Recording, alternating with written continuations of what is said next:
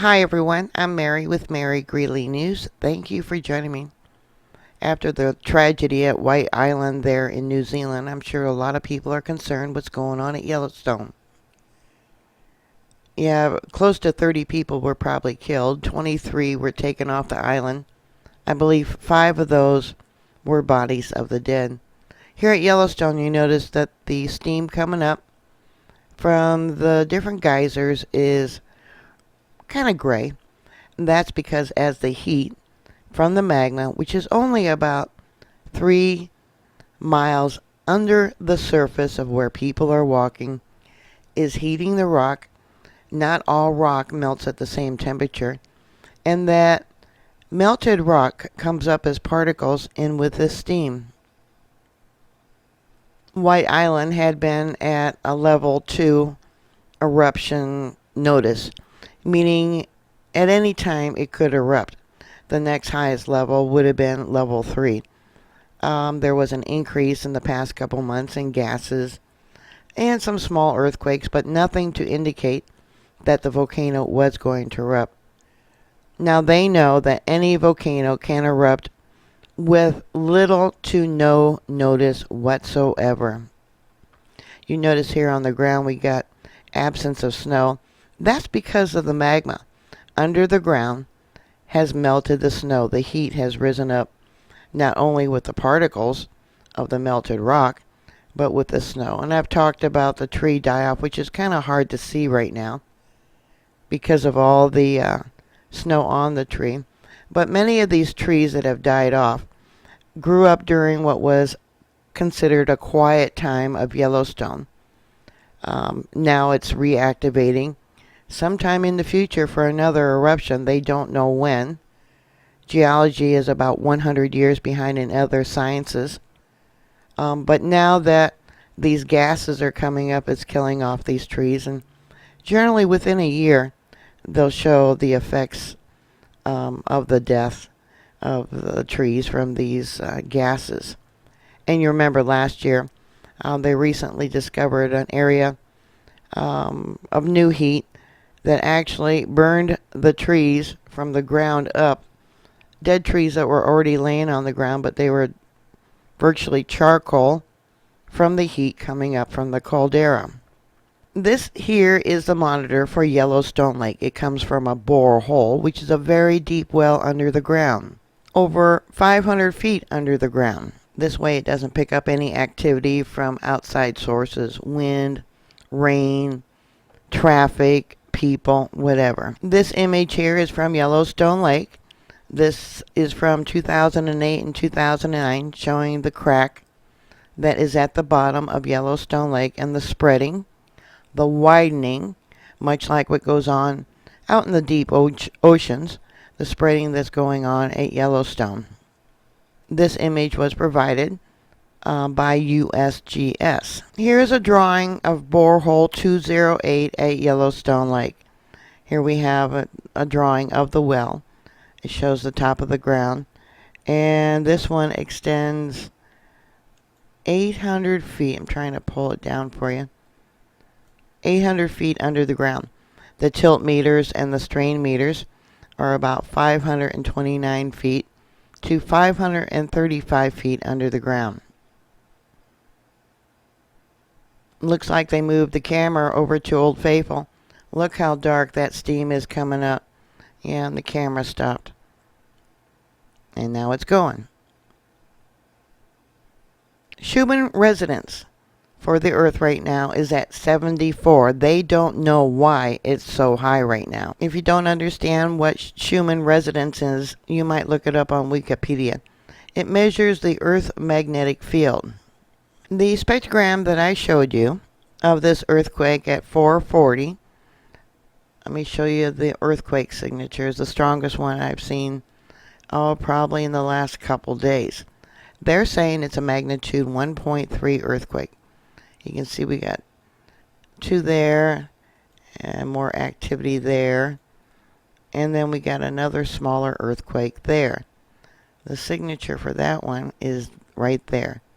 Now this one here at 440, USGS says was 5 kilometers in depth. So that would be about 3.1 miles deep. That would be in the upper magma chamber. Here's an example of studies that was done in 2015. We have partial melt, hydrothermal fluids going towards the northeast. 2 resurgent domes. Most volcanoes only have 1 resurgent dome. Yellowstone has 2. We got the Mallard Lake Resurgent Dome and the Sour Creek Resurgent Dome. There's been over 40 smaller eruptions there at Yellowstone since its last major eruption 230,000 years ago. There was a small eruption about 1,000 years ago, 10,000 years ago, and 20,000 years ago. It has a cap of rhyolite where the gases build up because they can't escape. Above that, over here by the Snake River Plateau, it shows basalt. And I'll pull this down for you so you can see the rest of it. These images too, I believe, are from 2015. This is the heat, the depth at 2 kilometers. That's about 1.24 miles in depth. Yeah, pockets of melted rock. 8 kilometers in depth. Now that would be 4.7 miles. Now these dotted circles, those are the 2 resurgent domes. Up here, this area here where it's heated, would be Norris Junction, the Madison River area, going up towards Heben or Heben Lake. Measurements of this computer, automatic by the computer, had it as a 1.17, a 0.27, a 0.58, a -14, and a -112. Manual by the scientists have it as high as 1.6. That's the upper falls there at Yellowstone. Using Google Earth, here's the location of that earthquake. And I'm going to bring it out. We have Mary Lake over here.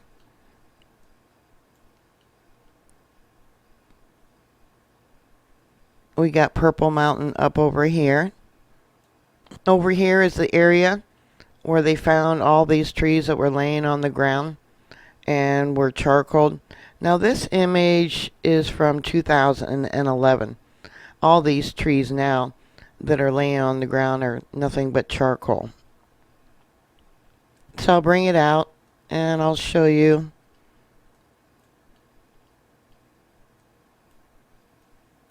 There's the newly discovered heated zone, Yellowstone Lake. And this is where that, I believe that's, right there. That's the area of the new earthquake. You can tell by looking at the ground, the deformation of the ground, how we had past flows there. We got deposits of the minerals from the magma. Yeah, that was a fairly large flow there. The map that USGS provides us with, there's a 1.3. The day before, there was a 1.4, slightly deeper, 6.2 kilometers in depth. So that too is about 3.8 miles in depth. And like I said, it's close to this other resurgent dome, which would be the Sour Creek Resurgent Dome. The day before that, on the 8th, there was a 1.4, 4.3 kilometers in depth, a little bit closer to the resurgent dome. So that would be about 2.67 miles, just above the roof of the caldera. And this caldera is huge. It's about 55 miles wide by about 30 miles wide. And using measurements I acquired from 2015 of the uplift, the red lines mark the uplift. Hopefully you can see that. I also recently drew out the lines of the uplift that's currently going on at Coso, down there by Southern California, Los Angeles area. Can you see the 2 different uplift areas? Now, if Yellowstone decides to go, yeah, there's gonna be a lot of death, just like those poor people at White Island. They're gonna die instantly within 100 miles. Going to be vaporized within 100 miles of Yellowstone. And then further out, people would die from the hot ash and the gases, much like what happened there at White Island Volcano. But from red line to red line, that's the extent of the uplift at Yellowstone as of 2015. At 1803 today, you'll see its signature there and down there. And here's the spectrogram where it brought up hot gases. There was a 0.3. There's its location, and it's close to the Snake River Plateau. Here we got Yellowstone Lake. There's that 0.3, and it's close to Heben Lake, Heben Lake, however you want to pronounce it, Grayling Lake, near the Snake River Plateau. Manual by the computer for Madison River area doesn't have it as a 0.3, but a 0.52. Both of these here are Madison River. Then automatic by the computer not familiar with that area, 0.53. So this one has been downgraded. The tilt for Yellowstone Lake, I want to start with this one. Top is X, which is north. Bottom, Y, is east for the last 7 days. And then the last 30 days. Lots of dots means lots of activity. Yeah, it was going up. It's kind of settling down again for the last 30 days. We have a trend actually going east for Yellowstone Lake, uplift. This is uplift showing how the ground is rising. Grant, which is at the western side of Yellowstone Lake. Top is north, bottom is east, last 7 days. Each dot is an earthquake that has created uplift. Last 30 days. See, Grant maybe 3 years ago, I want to say, was having an earthquake swarm.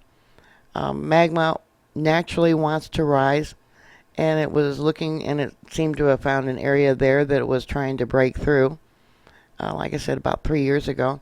Yeah, we got a lot of activity going on at Grant lately. Now this is the last 30 days. The trend is also going east. Using Google Earth, here we have Yellowstone Lake, and here we have Grant. Borehole 950 for Norris Junction. Again, a very deep well. Top is north. Lots of dots means lots of activity. Bottom is east. This is the last 7 days. Yeah, again, this trend seems to be going more of a east than a north. And then the last 30 days, again, the trend is rising up towards the east. Madison River. Those that have followed me for a while will know the significance of Madison River. They got that fault line that goes all the way up towards Panther, which is the Mammoth Vault area. The uplift for the last 30 days. And notice the trend of uplift is going east. Norris Junction for the last 7 days. Top is north, bottom is east, uplift in both directions, it shows there. And yeah, it's kind of evened out between north and east. Last 7 days. This is the last 30 days. And Panther. This is a borehole 945. Top is north. Bottom is east. Last 7 days. Yeah, a lot of activity going on at Panther at the Mammoth Vault, or the terraces, whichever you want to call it. Look at all the dots. Each dot is an earthquake that created uplift. The last 30 days.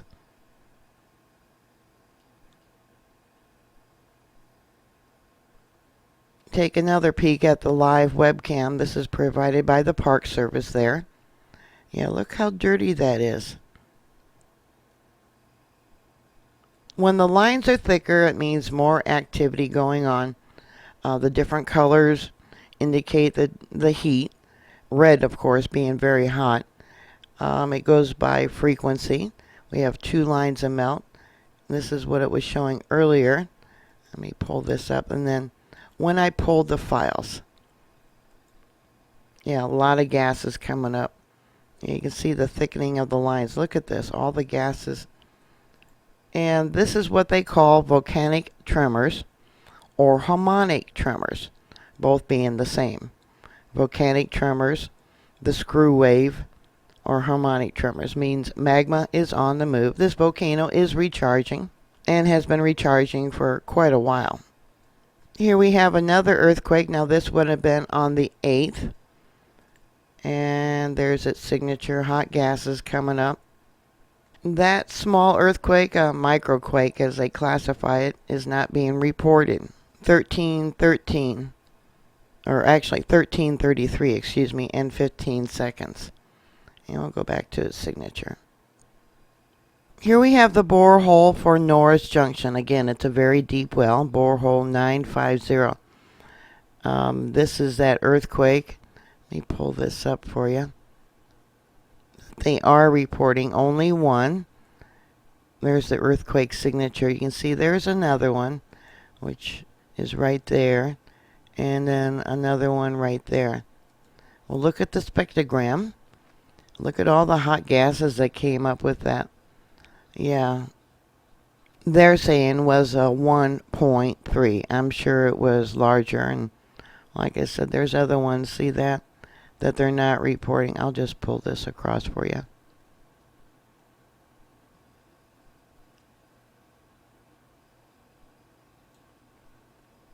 More recently, we have a small one right here at 1705. There's its signature right there. That one too is not being reported. Now they did report one at 1803. Let's see if we can find it. 1804, 1802, somewhere in there. You can see how the line of melt got thicker. Doesn't really show up here on the Norris Junction one. Yeah, just harmonic tremors. You can barely see that. Now this was just after midnight, Universal Time. This is all Universal Time here at the bottom. 2 minutes and 45 seconds after midnight on the 8th. Now we have this one at 1849. This is today, not being reported. I'm jumping around because I'm looking at them. You know, you can see the little blip like right there. This little blip right there.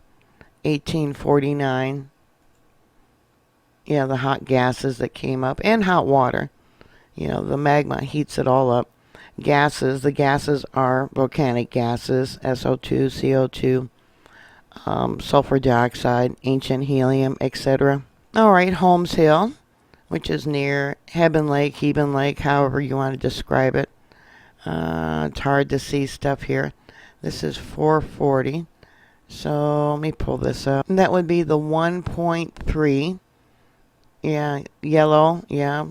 Not red, but yellow, but you can see yellow going all the way up. And the other earthquakes, which are hard to see on here, unless I do this. Hopefully I got it on the right line, maybe. I don't know.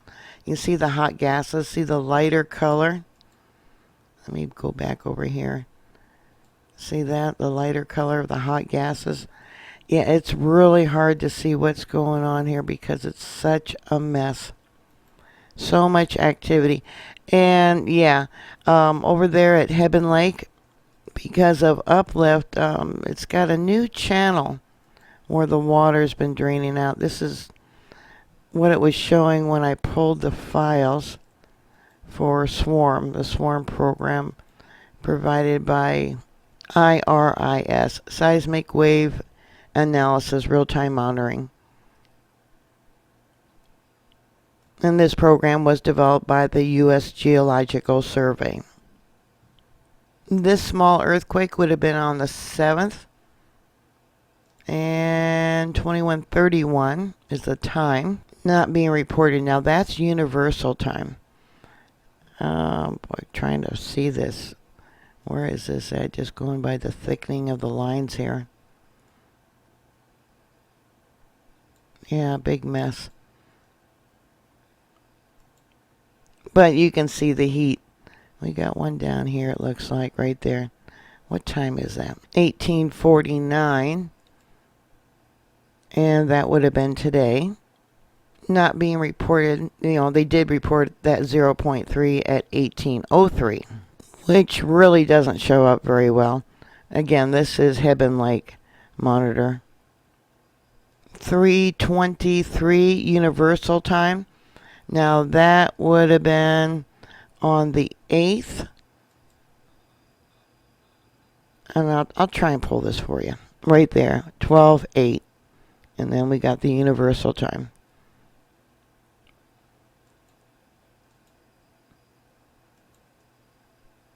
So that's all I have for you right now. If you have any thoughts or comments or questions, put it down below. Thank you for subscribing. Please stay safe. And I will talk to you later.